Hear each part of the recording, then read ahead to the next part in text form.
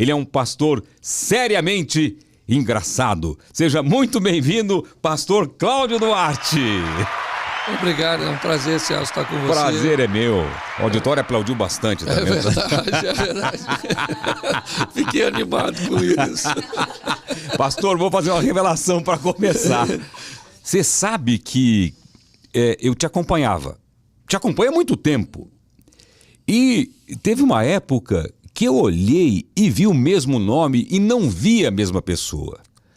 Eu falei, é a mesma pessoa? O que ele fez que agora ele tá todo bonito e tá galã? Você era muito diferente antes. Na verdade, tem uma coisa aí também, Celso.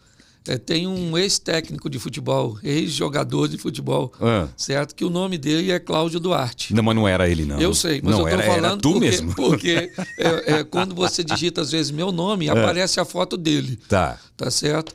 Mas meu pai me deixou de herança uma calvície, tá certo? Foi aquilo que eu recebi. E minha mulher deu um upgrade, né? Ela emagreceu, começou a cuidar, e eu vi que estava tendo um desnivelamento muito grande. Tô com esse problema em casa. Então, aí o que acontece? Eu resolvi, né, que ia dar uma melhorada no visual, essas coisas, e aí acabei colocando cabelo. E eu não quis ficar novo. Essa não era a minha proposta. Tanto é que eu coloquei cabelo branco. Mas rejuvenesce o cabelo. Isso aí. O meu cabelo é branco e eu acabei enfrentando uma depressão, ok? Não, mas não é possível. Sério, eu enfrentei uma depressão forte e aí a barba acabou aparecendo. Não queria tomar banho, não queria comer, não queria fazer a barba. Faz tempo isso, pastor?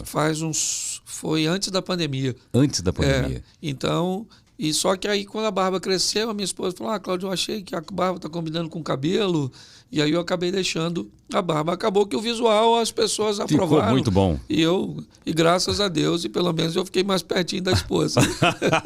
Visual ficou muito bom. O pastor tá bonito. Ficou bonito assim. Obrigado, acertou em cheio. Obrigado. Agora, sobre a depressão. Por que muitos líderes religiosos têm depressão? No meu caso, em particular, foi o seguinte. Eu fui, eu não tive uma família bem organizadinha, não. Era bem disfuncional. Então eu morei com muitas pessoas. À medida que eu não seguia um protocolo daquele lá, eles acabavam me mandando embora, certo? Então eu sempre me via fazendo uma malinha, uma sacolinha, mudando de uma casa para outra, ok? E aquilo eu não entendia que estava desenvolvendo em mim um problema sério de rejeição. Quando eu fui pastorear a igreja, todas as vezes que uma pessoa saía da igreja, por qualquer motivo que fosse, às vezes apenas porque mudava de endereço, ok? Eu sentia a dor da rejeição.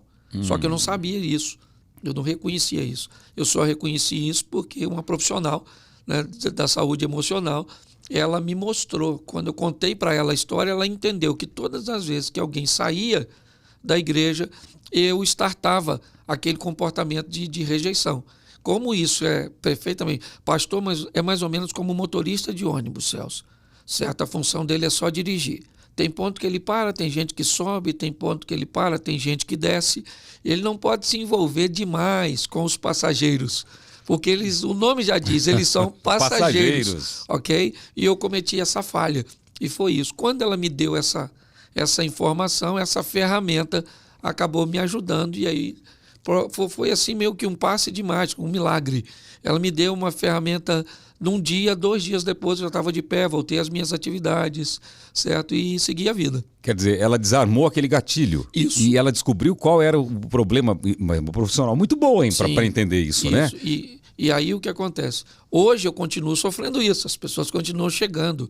Eu ensino as pessoas hoje que você deve levantar todos os dias, de braços abertos para receber quem está chegando e de mãos acenando para se despedir de quem está indo embora, certo? E eu fiz isso na minha vida e hoje vivo bem, graças a Deus. Você, como empresário, não sei, você tem dificuldade para despedir alguém, não?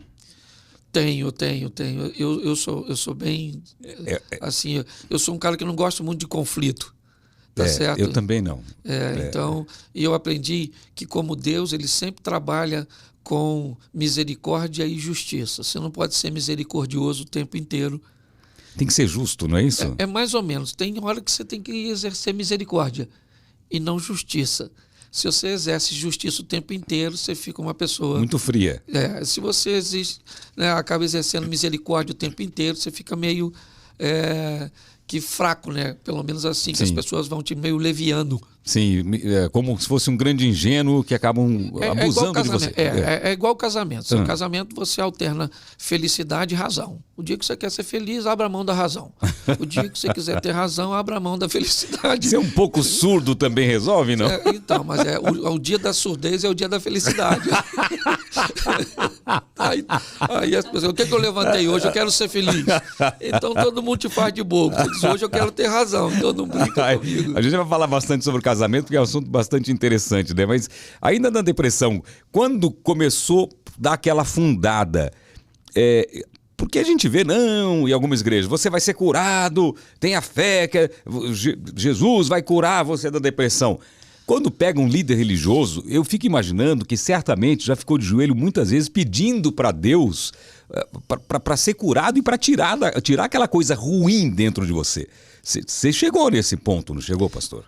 Só que eu sempre fui muito transparente com tudo que eu vivi e até mesmo comigo. Ok? Quando eu descobri que a tristeza ela estava passando de 15 dias, eu comecei a entender que não era mais uma coisa normal. Certo? Então, eu comecei a ver que ali estava ficando meio perigoso. Foi aí que minha esposa acionou, né? Logo depois, uma amiga nossa que foi lá. Mas eu nunca tive problema com isso, porque eu sempre fui muito transparente no altar da minha igreja. Sim. Então, eu sempre falei dos meus problemas, das minhas crises. Inclusive, eu falei para a igreja que estava enfrentando um problema de depressão, certo? Até para que eu conseguisse me igualar a eles. Essa é a minha proposta. Tem alguns líderes religiosos que preferem vender a imagem do super-homem. Quando o cara faz isso, ele vai ter problema até para explicar um resfriado. Ok? Mas como você acaba tratando, né, um ambiente bem humano, né, uma coisa bem nivelada, então, aliás, eu recebi muitas solicitações e pedidos de ajuda porque eu venci a depressão. É interessante, isso é importante. Tem muita gente que acha que só está triste e não sabe que está entrando numa depressão profunda, né? Sim, tem que ter cuidado com o tempo que essa tristeza vai durar, ok? Então o tempo é um funcionário de Deus para aplacar essas coisas mais duras. Então quando isso começa a se estender por muito tempo, é melhor você acender uma luz aí de alerta.